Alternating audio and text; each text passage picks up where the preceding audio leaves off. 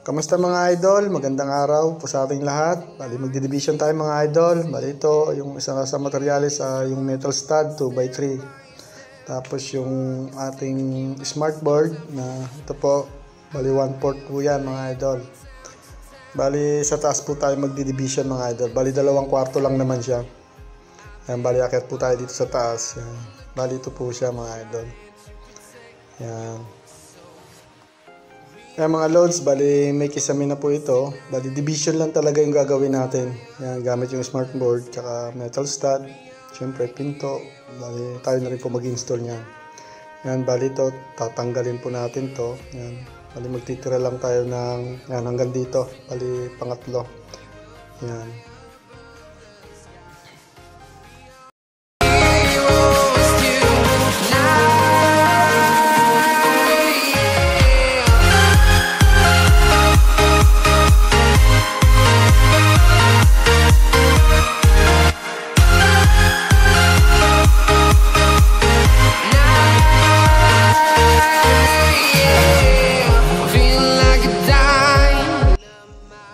Yan mga idol, bali natanggal natin yung pinaka-railings dito. Bali kasi dyan tayo maglalagay ng pinaka-wall eh. Tapos yan, nagtitira tayo yung tatlo dyan. Bali pinasobrahan ko lang to. Bali tatanggalin din yan mga idol, yung isang ballaster. Ayan.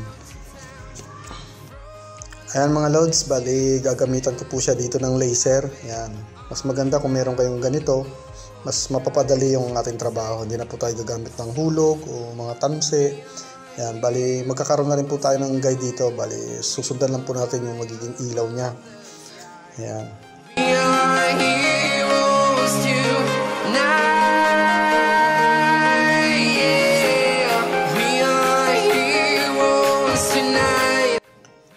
Ayan mga idol, bali ito yung laser natin. Ayan, bali may pinakailaw yan mga idol. Yan o, yan yung pinakatanda. Diyan natin, yan yung pinaka-guide natin para pag naglagay tayo ng metal stud. Yan. Tapos dito sa pinaka-wall, ganun din yan. Yan yung ilaw niya na light green. Yan. Dito mga idol, tansyahin nyo rin mga idol. Yan, halimbawa ito yung guhit niya. Tatansyahin nyo rin po mga idol na may 1 port yung para pagpapatungan ng ating smartboard o plywood. Yan mga idol, bali ito yung ibig sabihin ko. Ayan o. Parang may sasangkalan pa po yung ating smartboard o plywood na ilalagay. Yan. Bali naglagay po ako ng isang metal stud. Yan o. Yan, ipapatong natin dyan. Mga idol, bali gumamit po ako ng concrete nail na 1 1/2 ang sukat niya po, tsaka drill bit. Initan ko po yung barena ng drill bit 532. Yan. Bali siyempre bubutasan muna natin yung ating metal stud. Tapos bubutasan na natin yung semento mga idol. Yan. Bago natin papakuha ng concrete nail mga lods.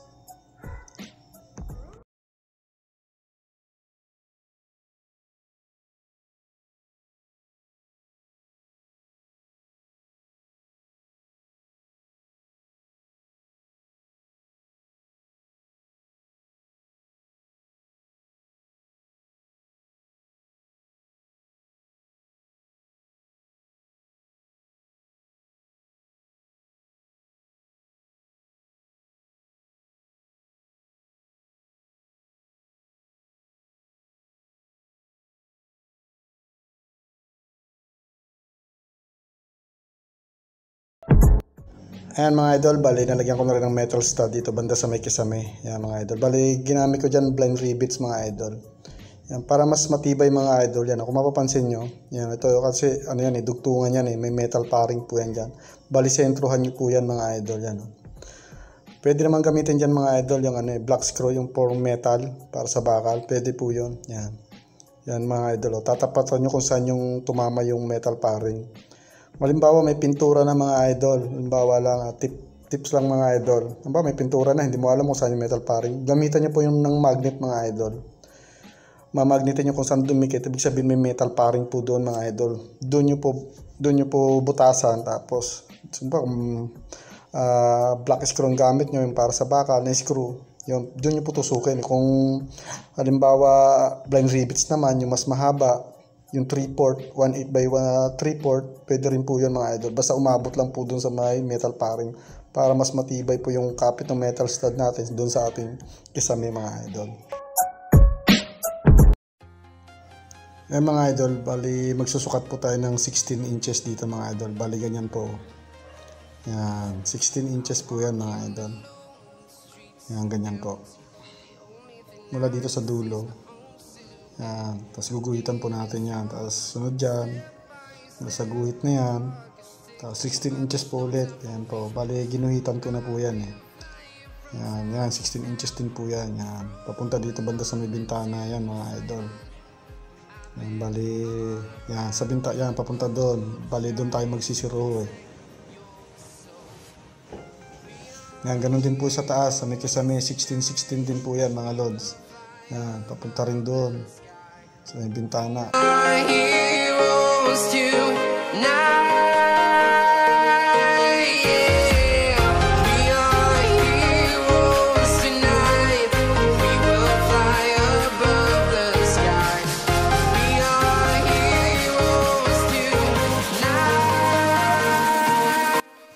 Dito mga idol, ito pagkabit natin ng metal stud mga idol. Ayan, kung mapapansin nyo, ito yung guhit. Bali, gigitnaan po natin yung ating metal stud mga idol. Huwag mong ipapantay po siya na ito, ipapantay sa guhit, huwag po. Huwag ganun. Bali, gigitna po talaga natin yung guhit. Yan. Yan. Ganyan po. Yan. Ganun din po sa taas niyan mga idol. Gigitna po natin yung ating metal stud. Yan. Siyempre mga idol, bago tayo maglagay nung pinakapahalang niya, yan, bali maglalagay po tayo nung guide na tanse, yan o. Yan, bali susukatin niyo po yung sa taas, kasi may hanggang sa baba, sa flooring.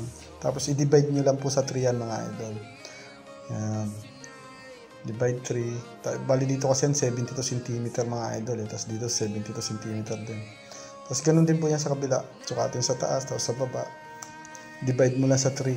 Kasi yung kisame naman natin, nakalibel naman po yan mga idol. Yan. Bali, yan na po yung magiging guide natin. We are heroes tonight.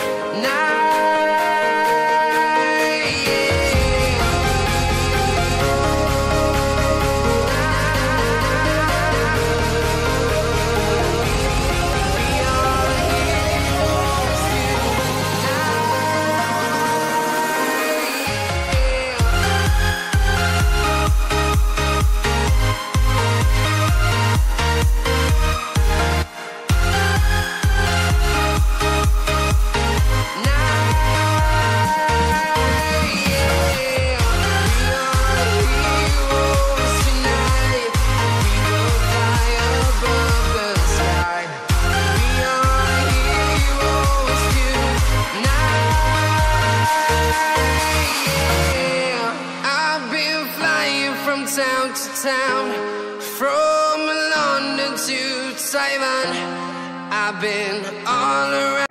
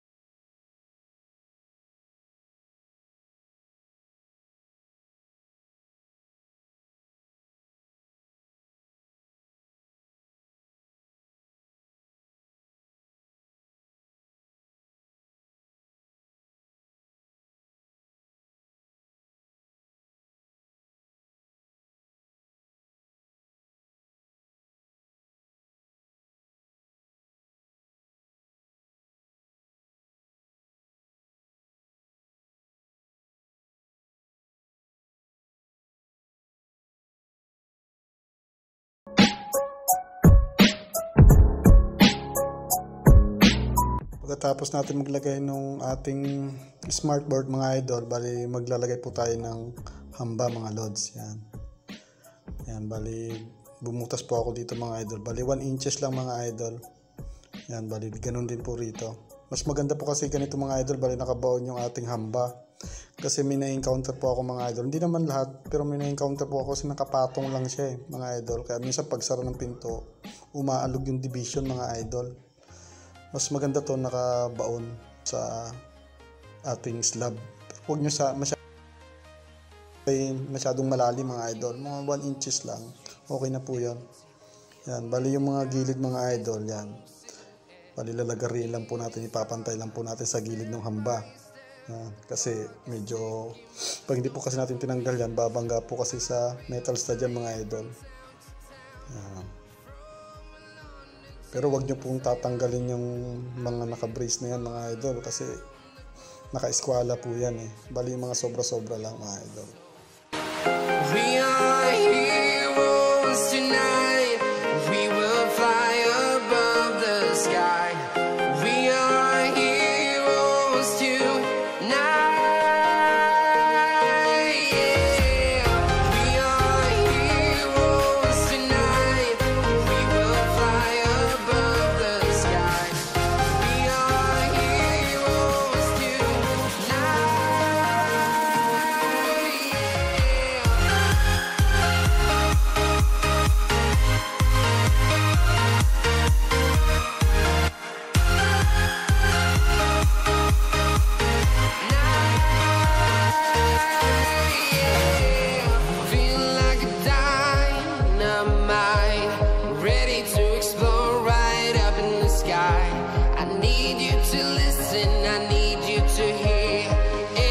Show any fear.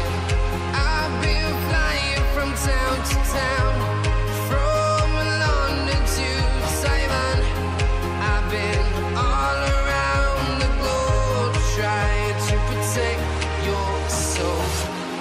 We are heroes tonight. We will fly above the sky.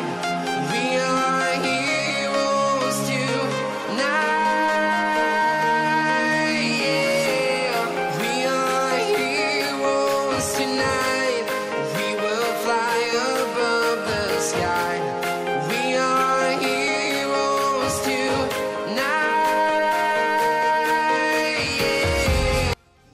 Yan mga idol, kung mapansin nyo, yan, yung hagdan, may ginawa akong plano na para sa dalawang room lang mga idol. Yan, yung hagdan, tapos yung ginawa natin, ito yun, yan o, yung wall, yan, yan po.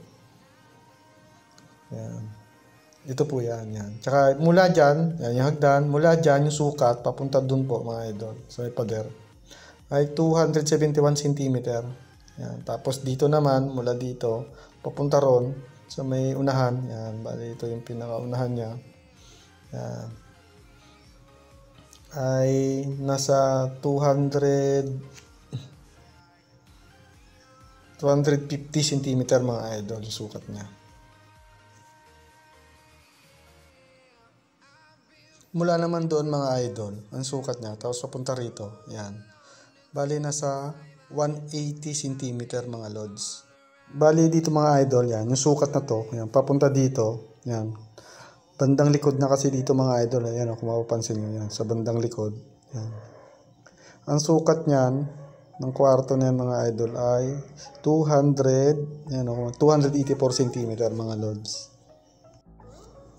Ayan, kung mapapansin nyo naman, dalawang kwarto, ayan, bali ito isang pinto ng isa, tapos ito naman yung pinto ng isa. Ayan, bali ganyan po yung mangyayari niya mga idol.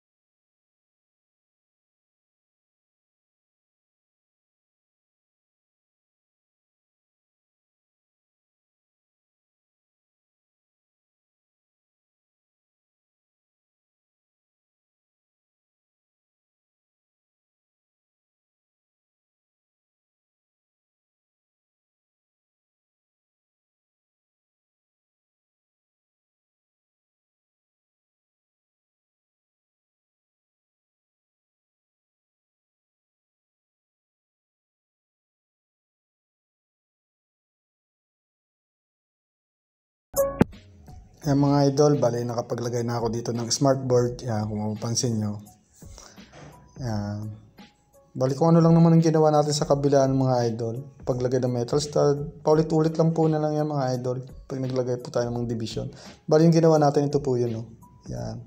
Mapapansin nyo, ito po yung hagdan. Tapos ito, yung unang ginawa natin. Yan, yung hagdan. Tapos yung pangalawang, yung unang ginawa na division. Ito kasi sa bintana to eh. May bintana po kasi yan dyan eh. Yan o. Yan. Bali yung ginawa natin ito. Itong gitna. Yan po. Yan. Ito po yun. Yung mga idol, bali maglalagay na tayo ng pangalawang hamba. O yung sa may pinto niya mga idol. Bali nilagyan ko na siya ng metal stud sa gilid mga idol kasi medyo masikip na eh.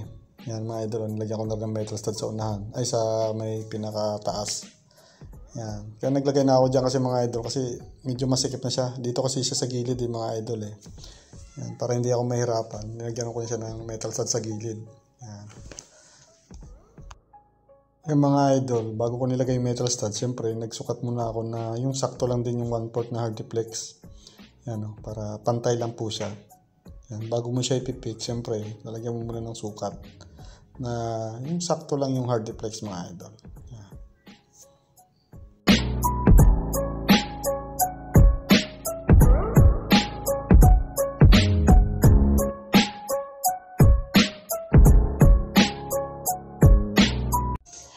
Yung mga idol, bali ito na naman, ito yung hagdan. Ulit ko lang po. Tapos yung ginawa natin ito, itong pintuan na to. Ito yung kinabit natin na hamba. Bali sunod na natin gagawin, ito. Yun yung hamba, bali dito na yung gagawin natin. Yan po, maglalagay tayo ng metal stud, tapos siyempre smartboard.